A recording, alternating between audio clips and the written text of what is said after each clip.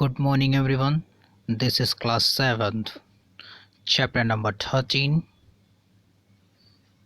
The Delhi Sultanate, from Social Study Textbook.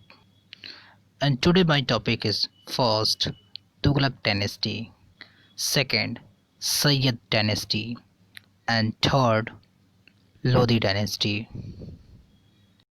इस chapter के माध्यम से आज आप समझेंगे कि भारत के अंदर तुगलक डायनेस्टी, सैयद डायनेस्टी और लोधी डायनेस्टी की स्थापना कैसे हुई। Tughlaq dynasty. In 1320, Ghazi Malik, the governor of Punjab, ascended the throne of the Delhi Sultanate. He took the title Ghayasuddin Tughlaq and founded the Tughlaq dynasty. Tughlaq dynasty की स्थापना सन 1320 में जब गाजी मलिक पंजाब का गवर्नर था, तब उसने दिल्ली की सत्ता प्राप्त करने के बाद अपनी उपाधि गयासुद्दीन तुगलक नाम से की और इस तरह से भारत में तुगलक वंश की स्थापना हुई।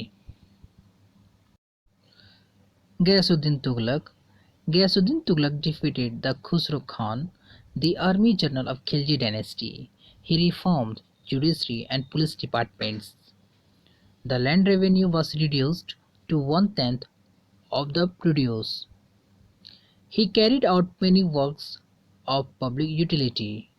Canals were dug, gardens were planted, and forts were built for the protection of the people. He carried out certain military reforms too. He built a new city of Tughlaqabad near Delhi. जैसा कि आप जान चुके हैं कि 1320 में गाजी मलिक पंजाब का governor था।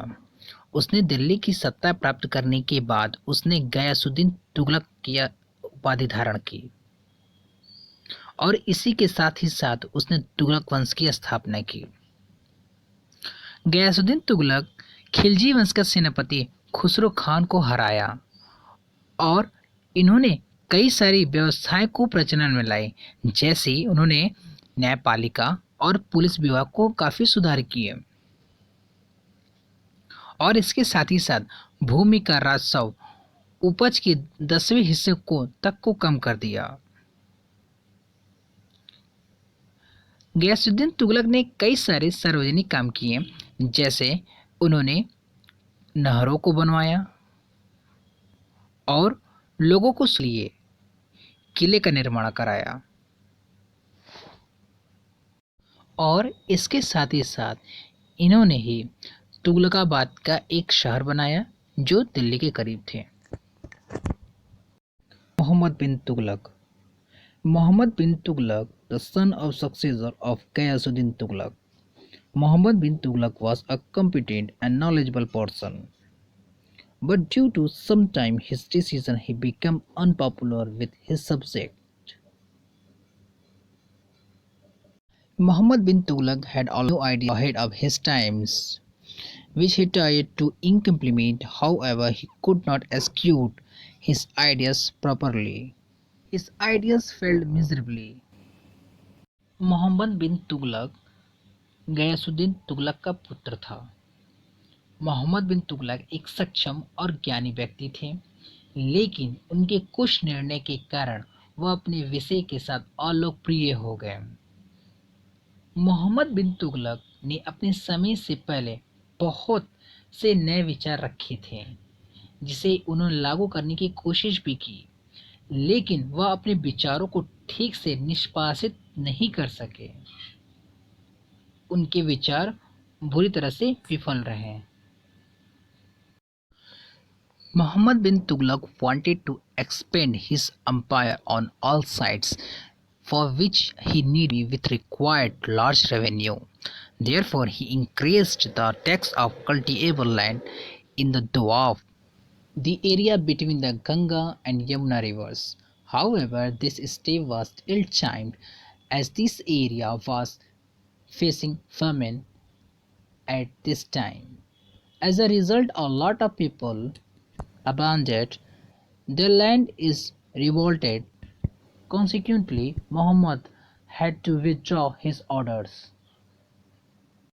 जैसा कि हम लोग यहाँ पर मोहम्मद बिन तुगलक के बारे में पढ़ रहे हैं।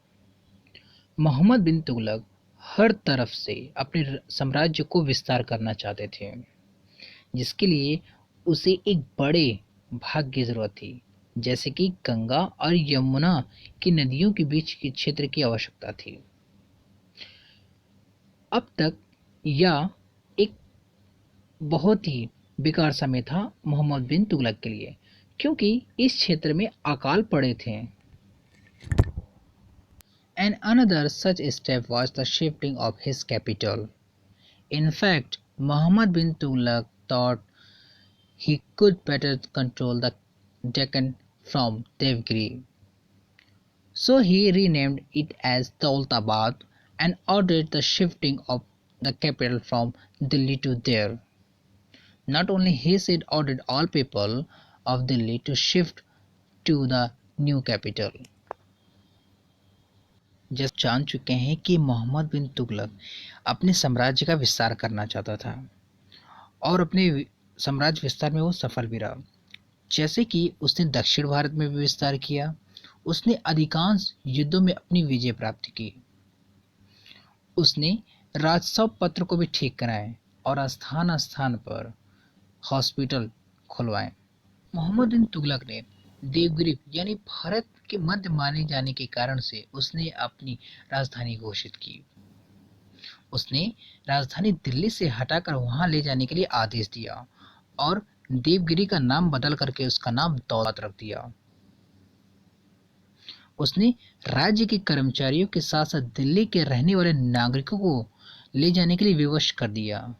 मोहम्मद बिन तुगलक का यह विचार था कि भारत के मध्य देवगिरी स्थित होने के कारण से अगर उसे अपनी राजधानी घोषित करता है तो भारत के दक्षिण भारत में वहां पर इस्लामिक सभ्यता का केंद्र बनेगा और इसके साथ ही साथ दक्षिण भारत में उसका नियंत्रण में सफलता मिलेगी। लेकिन ये योजना उसके लिए असफल साबित हुई और 8 वर्षों के बाद अपनी इस भूल को सुधारनी पड़ी। लेकिन इसके कुछ लाभ भी मिले, जैसे कि दक्षिण भारत में उस समय की हिंदी प्रचार प्रसार में काफी उन्नति हुई।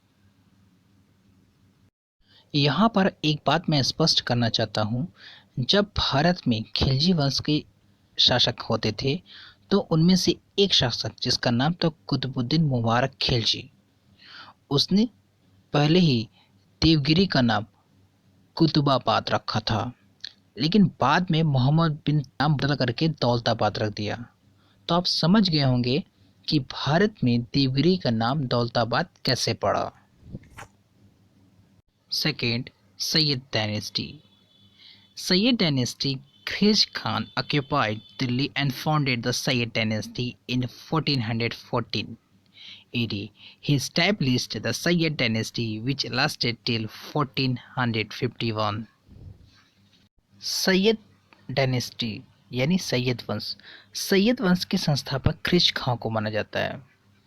जब उसने दिल्ली पे कब्जा कर लिया और उसी ने ही 1414 में ही सैयद वंश की स्थापना की और यह वंश 1451 तक चलती है। Mubarak Shah Syed. Mubarak Shah Syed succeeded his father.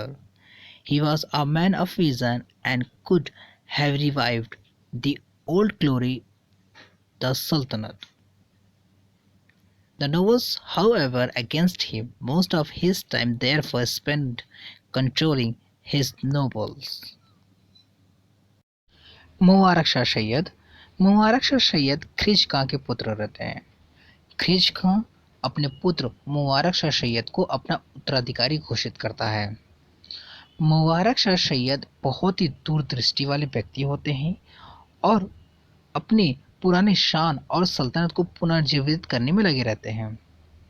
हालांकि उनका अधिक समय रईसों को नियंत्रित करने में लगा हुआ था, जिसके कारण से वो अपने साम्राज्य को विस्तार नहीं कर पाए थे। Mohammad Shah Syed. Muhammad Shah was Mubarak Shah after the death of Mubarak Shah. He extended throne and made himself the Sultan of Sultanate. Mohammad Shah Syed Mohammad Shah Syed Mubarak Shah का भतीजा रहता है। जब मुबारक शाह की मृत्यु हो जाती है तब मोहम्मद शाह सैयद दिल्ली की सत्ता को प्राप्त करता है और खुद को सल्तनत का सुल्तान घोषित करता है।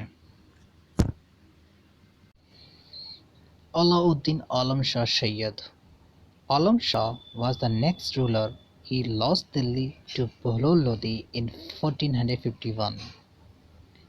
With this, a brief rule of the Sayyid Sultans came to an end. Alauddin आलम शाह सैयद चूँकि सैयद वंश का अगला शासक रहता है, इसने 1451 में दिल्ली को बहलोल लोदी से खो दिया और इसके साथ ही सैयद सुल्तानों की संचित शासन समाप्त हो गई। जैसा कि आप जान चुके हैं कि सैयद वंश की स्थापना कैसे हुई थी और अपने राज्य को कैसे खोया। जैसे कि आप यहाँ पर आलम शाह यानी मोहम्मद आलम शाह सैयद के बारे में जान रहे हैं। आलम शाह जो कि बाद में अलाउद्दीन आलम शाह बनता है, वह मोहम्मद शाह का पुत्र था। सन 1445 ईस्वी में उसके बाद मोहम्मद शाह के साथ जो कार्य करने वाले लोग थे, उन्होंने ही मोहम्मद आलम शाह को अलाउद्दीन आलम शाह सैयद की उपाधि देकर के उन्हें राज्य का राजा घोषित करते हैं।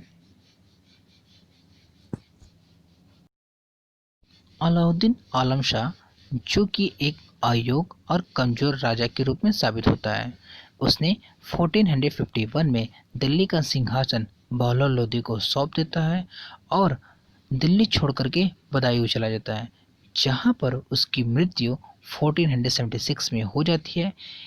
इसी तरह सैयद वंश का अंत हो जाता है और एक नए वंश की स्टार्ट होती है जिसका नाम रहता है लोदी डायनेस्टी यानी लोदी वंश। Students, part 3 is finished and next video you will study Lodi dynasty. Thank you.